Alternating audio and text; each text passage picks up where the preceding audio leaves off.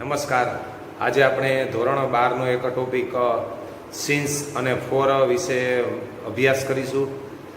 તો જેને ધોરણ 12ની ગ્રામરની ભાષામાં કહેવામાં આવે છે describing period of time end point of time, જેમાં બે શબ્દનો ઉપયોગ થાય છે, સિન્સ અને ફોર. આ શબ્દનો ઉપયોગ ક્યારે થશે અને કઈ રીતે થશે અને એક્ઝામની અંદર કઈ રીતના વાક્યો પૂછાશે, describing point of time and period of time, જેની વિગતવાર માહિતી છે આ વિડીયોની અંદર મેં આપેલી છે.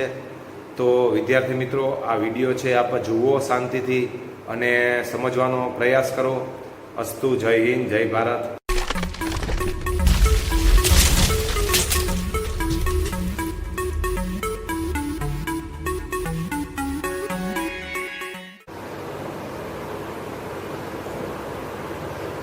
એજ્યુટચ ચેનલની અંદર આપ સૌનું સ્વાગત છે. આજે આપણે ધોરણ 12 માટેનું topic describing point out of time and period of time. Describing એટલે કે વર્ણન કરવું, અને અહીં બે મુદ્દાનું આપણે વર્ણન શીખવાનું છે. એક તો છે પોઈન્ટ ઓફ ટાઈમ અને બીજું છે period of time. Point of time એટલે કે ચોક્કસ સમય, અને પીરિયડ ઓફ ટાઈમ એટલે કે સમયનો ગાળો. પીરિયડ એટલે અહીં ગુજરાતી કરશું ગાળો, એટલે કે સમયનો ગાળો. પહેલું છે પોઈન્ટ ઓફ ટાઈમ એટલે કે ચોક્કસ સમય, એન્ડ બીજો આપણે ટોપિક છે પીરિયડ ઓફ ટાઈમ એટલે કે સમયનો ગાળો. તો આ ડિસ્ક્રાઇબિંગ પોઈન્ટ ઓફ ટાઈમ અને પીરિયડ ઓફ ટાઈમની અંદર આપણે બે વર્ડ્સ ભણવાના છે, સિન્સ અને ફોર. જેમાં સૌપ્રથમ આપણે સિન્સ જોઈશું, જેમનું ગુજરાતી થાય છે થી, અને ફોર એમનું પણ ગુજરાતી થાય છે થી. પરંતુ બંને વચ્ચે સામાન્ય ભેદ રહેલો છે, જે આપણે શીખવાનો છે, અને આ 12 બોર્ડની એક્ઝામની અંદર ખાસ કરીને પૂછાતો ટોપિક છે. તો સૌપ્રથમ ચાલો આપણે જોઈએ સિન્સ. સિન્સ એ ક્યારે વપરાય છે? તો કે કોઈ ક્રિયા કયા સમયે શરૂ થઈ છે એ બતાવવા માટે સિન્સ વપરાય છે. જો બંને છે, સિન્સ અને ફોર સમય માટે જ વપરાય છે, પરંતુ એ બંનેમાં પાતળી ભેદરેખા રહેલી છે. સિન્સ છે એ કોઈ ક્રિયા કયા સમયે શરૂ થઈ છે એ બતાવે છે, એટલે કે આમાં કોઈ ચોક્કસ સમય બતાવવામાં આવેલો હોય છે. એટલે કે સિન્સવાળું જે વાક્ય હોય છે એની અંદર કોઈ ચોક્કસ સમય બતાવવાની વાત કરેલી હોય છે. ચોક્કસ એટલે કોઈ પણ ઘટના અથવા તો કોઈ પણ ક્રિયા અથવા તો કોઈ પણ બનાવ છે એ કોઈ એક ચોક્કસ સમયે થયો હોય. આપણે ગુજરાતીમાં બોલતા હોઈએ કે ભાઈ હું અહીંયા 1995થી કામ કરું છું. તો જો એ કામ કરવાની ક્રિયા ક્યારથી છે? તો 1995થી. તો 1995 જે છે એ ચોક્કસ સમયની વાત થઈ. તો આપણે એક્ઝામ્પલ જોઈએ. સિન્સ 1985. રેડી? સિન્સ માર્ચ એટલે કે માર્ચ મહિનાથી 1985થી. આ બે વસ્તુ થઈ. એટલે મેં તમને ઉપર જે વાત કરી એ મુજબ કે આમાં કોઈ એક ચોક્કસ સમય બતાવવામાં આવેલો છે. અહીં મેં એક્ઝામ્પલ આપેલું છે સિન્સ 1985 એટલે કે 1985થી. તો આ 1985 છે એ નિશ્ચિત સમય છે. ત્યારબાદ મેં વાત કરેલી છે સિન્સ માર્ચ એટલે કે માર્ચથી. તો અહીં માર્ચ મહિનો છે એ ચોક્કસ સમયની વાત કરેલી છે. તો અહીં માત્ર મેં બે એક્ઝામ્પલ લીધેલા છે. તમે સિન્સ ગમે અહીં લખી શકો, 1985, સિન્સ ફેબ્રુઆરી, બરાબર? આવા તો ઘણા એક્ઝામ્પલ છે કે જે પછી આપણે શીખીશું. હવે એના વાક્ય છે, સિન્સવાળું વાક્ય છે, એને આપણે કઈ રીતે ઓળખવું? તો કે માની લો કે અહીં ફર્સ્ટ વાક્ય છે, આઈ work in this factory since 1995. હું આ ફેક્ટરીમાં 1995થી કામ કરું છું. તો જો અહીં સિન્સ 1995, તો અહીં વિદ્યાર્થી મિત્રો આ ફોરનો ઉપયોગ નહીં કરી શકો, કારણ કે 1995 છે એ નિશ્ચિત સમય છે, અને નિયમ અનુસાર જ્યારે નિશ્ચિત સમયની વાત કરેલી હોય એટલે કે ચોક્કસ સમયની વાત કરેલી હોય ત્યારે માત્ર ને માત્ર આપણે સિન્સ જ વાપરવાનું રહેશે. ત્યારબાદ બીજું એક્ઝામ્પલ જોઈએ. They live in London since April. તેઓ લંડનમાં એપ્રિલ મહિનાથી રહે છે. તો અહીં એપ્રિલ મહિનો છે એ નિશ્ચિત સમય છે એટલે કે ચોક્કસ સમય છે, તો એના માટે આપણે સિન્સ વાપરેલું છે. ફરીથી સમજી લઈએ આપણે. અહીં આપણે ભણી રહ્યા છીએ ડિસ્ક્રાઇબિંગની અંદર point of time and period of time, એટલે કે નિશ્ચિત સમય અને પીરિયડ ઓફ ટાઈમ, જેનો અર્થ થાય છે સમયગાળો.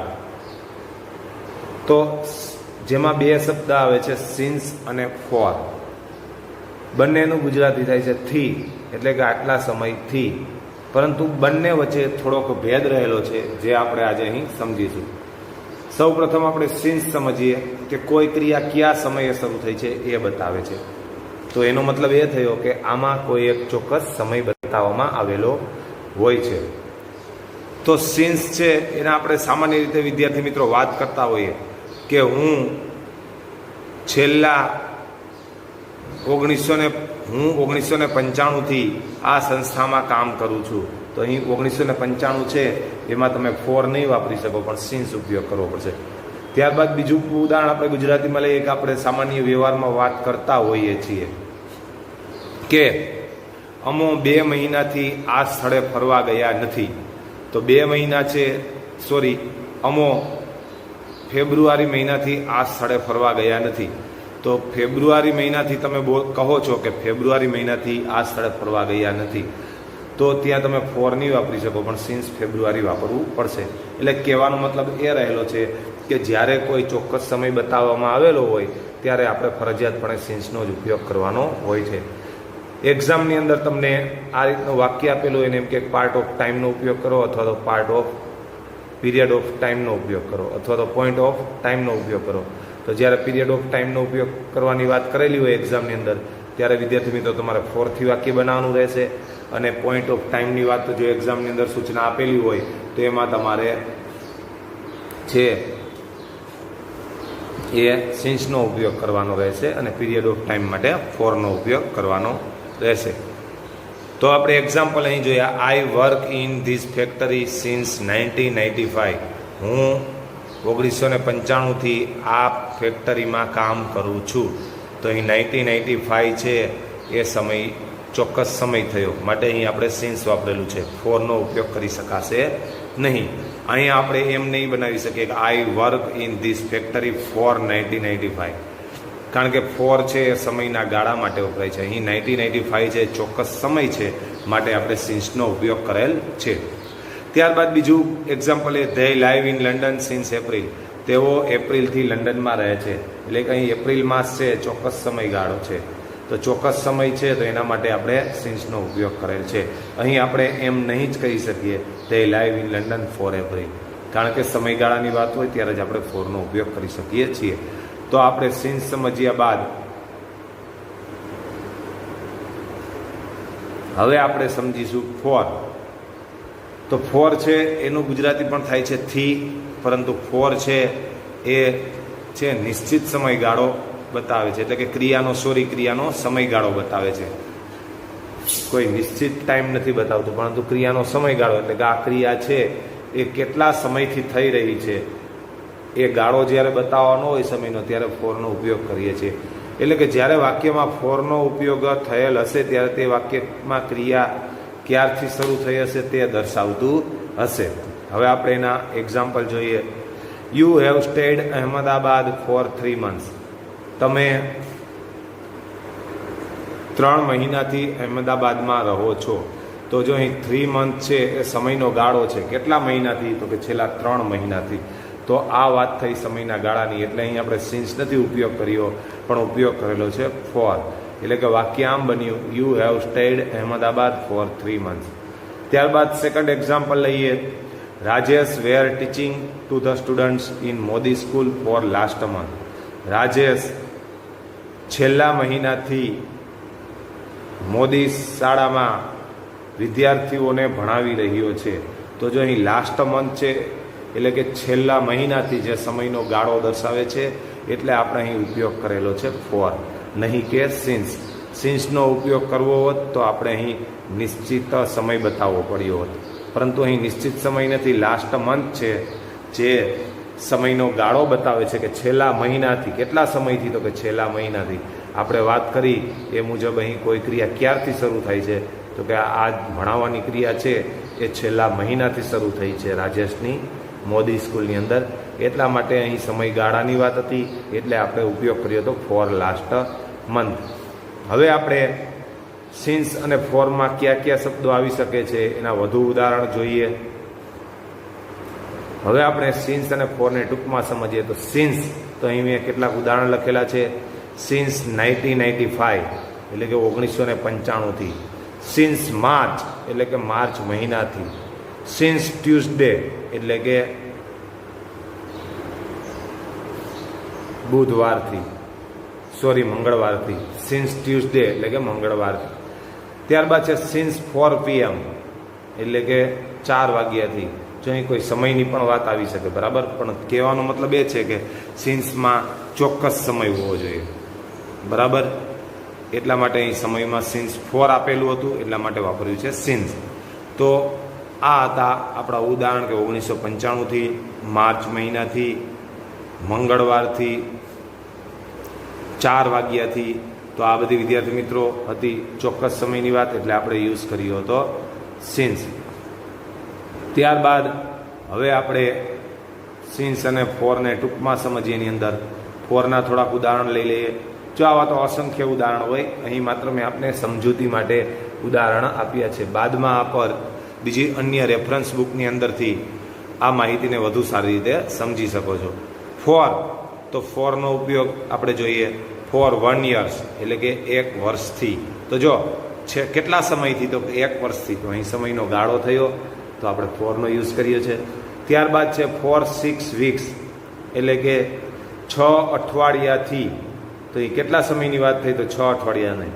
તો કેટલા સમયથી આ ક્રિયા ચાલુ છે, તો 6 અઠવાડિયાથી. જે સમયનો ગાળો બતાવે છે, માટે આપણે ઉપયોગ કર્યો છે ફોર.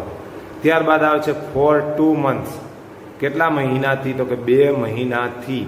તો અહીં છે કેટલા સમયથી, તો કે 2 મહિનાથી. આ એક સમયના ગાળાની વાત કરેલી છે. ત્યારબાદ છે ફોર 8 days એટલે કે 8 દિવસોથી. તો અહીં છે કેટલા સમયથી આ ક્રિયા ચાલી રહી છે, તો કે 8 દિવસથી.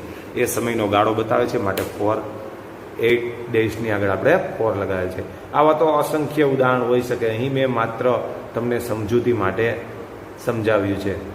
તો અહીં આપણે સિન્સ અને ફોર, જેમાં આપણે સિન્સ અને ફોરના એક્ઝામ્પલ, ત્યારબાદ સિન્સ અને ફોરને ટૂંકમાં સમજીએ. આ તમામ રીતો દ્વારા આપણે છે સિન્સ અને ફોરની માહિતી મેળવી. હવે આશા રાખું છું કે આપને છે આ ટોપિક છે વધુ સારી રીતે આવડી જ ગયો હશે.